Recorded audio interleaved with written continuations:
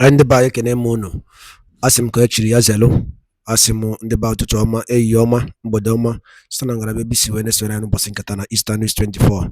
Achịrị unu ga-adị ka echi na echi ada agwụ agwụ. Dịka o si da ya eje gbapụ na ya ọsọ ka anyị gosi unu ya bụ ife anyị wetara n'ụbọchị nketa dịka anyị si kwuo nkwa na ga na-ewetara unu daily update n'iru akwụkwọ gbasịta maka ihe na-eme n'obodo anyị nọ n'ime ya na gbasịta maka nwere onwe ndị Igbo na-azọ. Ị na-anya n'iru akwụkwọ onye na-afụ n'iru akwụkwọ bụ Mike Ozekhome, the former lead counsel of Mazi Nnamdi Kanu, the leader of indigenous people of Biafra. All right, o nwere ife okwu n'iru akwụkwọ anụwa gbasịta maka afta ka ha na President Tinubu fụsịrị. Achọrọ m ka unu gee ya bụ ife maka ihe a bụ ife a Mazi Nnamdi Kanu na-eti mkpu na-akpọku. All those things bụ ife na-emezi kịta. All those things Mazi Nnamdi Kanu ọhamadike ndị Igbo na-ekwu yawa bụ ife na-emezi kịta. Only to visit President Tinubu on what is happening and how the referendum can be the solution of the problem. All right, Gaya Bife gets a drop what I feature in Iraq. All right, over to you. Proposals, including a drafting of a new, or what you call a people's pluralistic constitution, and a whole lot more. Let me start by saying what the Patriots is all about. It's a group of eminent Nigerians.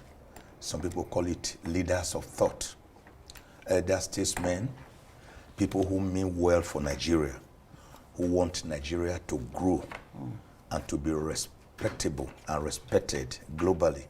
They want a Nigeria where there's unity and progress, where there's prosperity, where there's mutual respect one for another, where there's religious tolerance. A Nigeria that we can call an El Dorado. That's what the Patriots is all about. It was initiated and founded by Chief F.R.A. Williams, of blessed memory, senior advocate of Nigeria. And then next to him was Professor Benoit Boise, senior advocate of Nigeria, perhaps unarguably the most eminent, indisputable constitutional lawyer to have emerged from the soil of Africa. After his transition, we are now headed by this distinguished statesman and international icon, Chief Emeka Anyaoku, GCON, CFR, CON, who was former Secretary General of the entire Commonwealth countries, made up of about 56 countries, with approximately 2.4 billion people. So this is a group led by great Nigerians and people by great Nigerians that's like the group yourself. that went today to visit President Bola Tinubu. And you made some proposals? Yes, we made some proposals. The most prominent of the proposals, excuse me, is that Nigeria is a pluralistic society where there are different ethnic groups, different cultures, many religions, different persuasions, different idiosyncrasies. Such a group, which Professor Onigu Otite, in his demographic survey of Nigeria, found to be having about 374 ethnic groups that speak over 380 languages. Such a group must be allowed to exist in its pluralistic nature without the people being forced to come together to be one, as if the other ethnic groups don't matter. Like I always emphasize here, I've done it here many times. I always say I'm from Ivyukwe, near Ageneboda in Esako, East Local Government Area of Edo State. God knows why he decided to deposit me there. He didn't make me a Yoruba man, or an Igbo man, or a Hausa man, or a Chekiri man, or Fulani man. Right. So, for that reason alone, and for no more, I should be respected for who I am and for what God has made me. So, such a country, therefore, must have a pluralistic constitution, a constitution that is truly federal in nature, and not the kind of unitary system of government we are operating right now under the thin guise of federalism. So what you're saying, in effect, is that this new constitution that you're proposing should reflect the regions, the ethnic nationalities in the country, and not necessarily the, to come under one umbrella called Nigeria. Is that what you're saying? No. Because the Rwanda platform, template, for example, says you are Rwandan first, and not necessarily the other ethnic groups. That's not for them. It's a way of unifying the country. Let me tell you why we need to really look at our constitution. The constitution is the birth certificate of a nation, which throws up how we live together, the rules of engagement. Countries that are pluralistic and obeyed their plural nature in their constitutions with a referendum, for example, like Switzerland, like Sweden, like India, you see them living very well together because they realize their differences, that they are not one people, but they have been able to live in, we call it a unity in diversity. That's the short form of it. Coercion. Yeah, but other countries, for example, like Yugoslavia, like USSR, that later broke up into about 14 to 17 independent states, like Czechoslovakia, that broke up into two, Czech and Slovakia. Even nearer home here in Africa, Sudan, after living together for 3,000 years, they still broke up about 5 to 6 years ago, because the framers of their constitution, or the leaders, did not address their pluralistic nature. That was why, I think I said it here some time ago or some elsewhere, when Tafawa Balewa, Ahmadu Bello and Zik were having a conversation in the 40s, Zik told Balewa, let us live, let us be together as one people. Let us take our differences together as one people. The answer that Ahmadu Bello gave to him was, no, we can't be one people. We are different. You are an Igbo man, an Easterner, and a Christian. I'm a Northerner, a Fulani, and a Muslim. It is in realizing these are differences and agreeing upon them that we can now live together. Okay, great. Now let's come to the... Not forcing one on the other. Because of the want of time, let's look at this Constituent Assembly that you talk about. There is a National Assembly in place right now.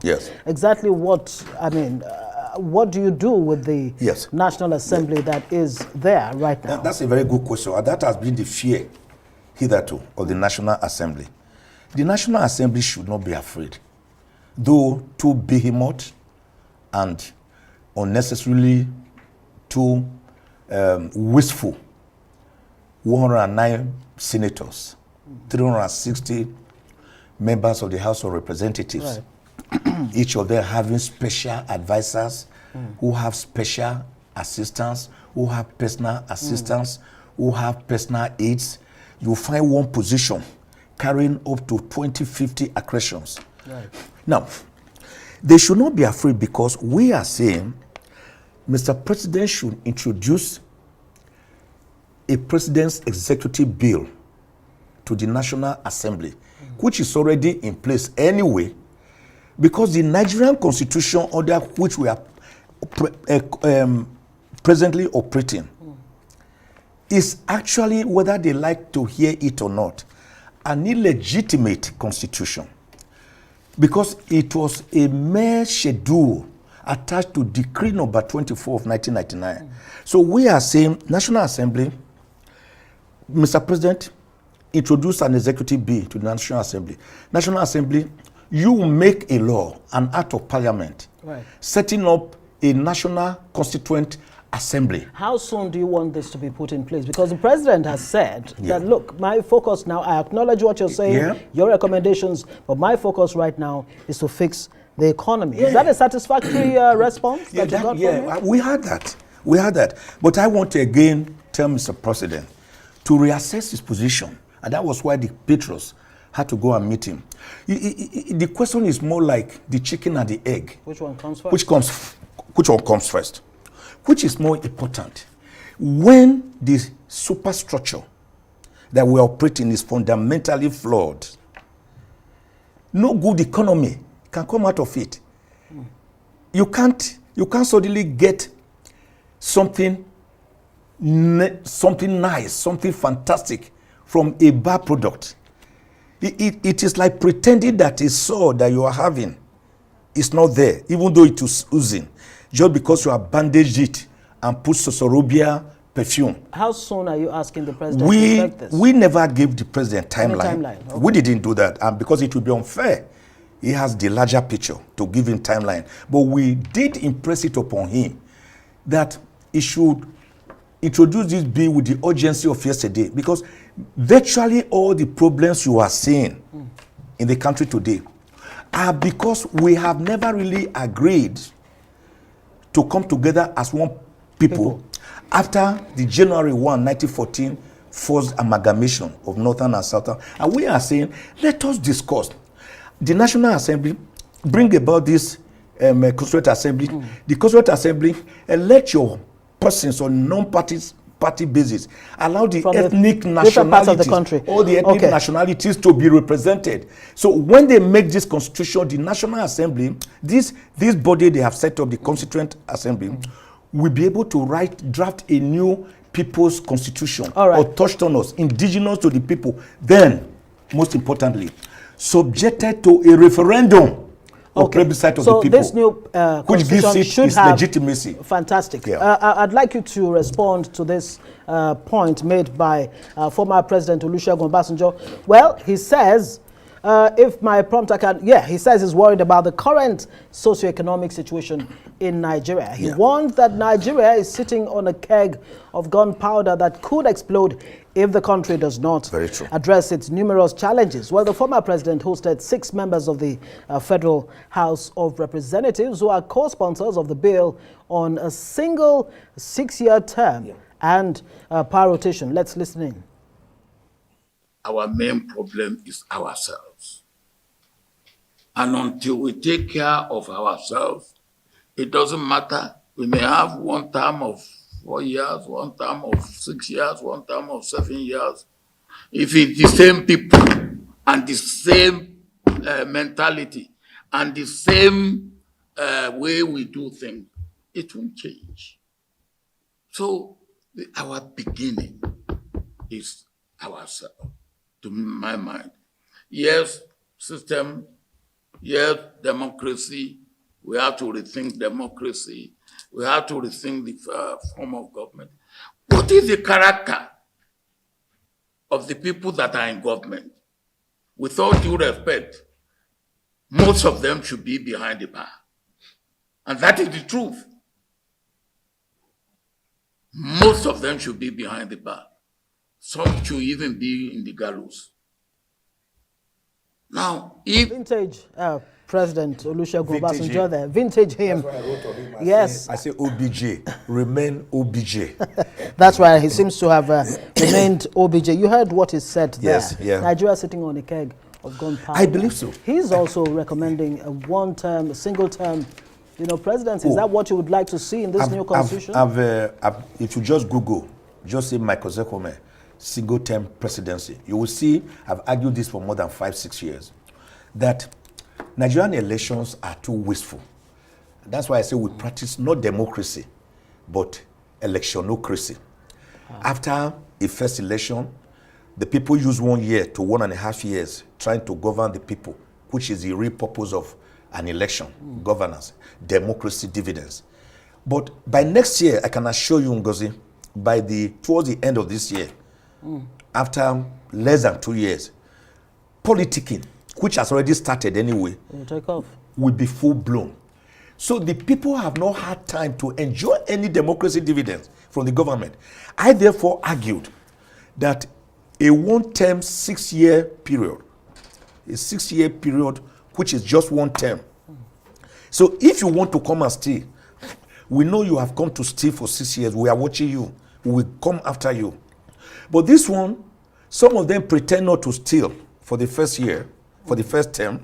Then when the second year comes, they become like what I would call people with primitive, bacchanalian, acquisitive propensity. Well, how much difference really would it make if it's a single term of 6 years, yes, it makes or 2 terms of it makes a big difference. 4 years each? No, It's the question of character that President Olusegun Obasanjo mentioned. We come there. Yeah, character is still very important. Yeah. But what I'm saying now is that Nigerian government is too big.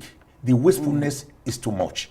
We spend over 75 to 80% of our national resources on recurrent expenditure rather than on capital projects. And politics is the presidential system of government that we are operating as against the earlier Westminster or Prime Minister system of government, which was truncated on the 15th of January 1966 when the military purge took place in Nigeria.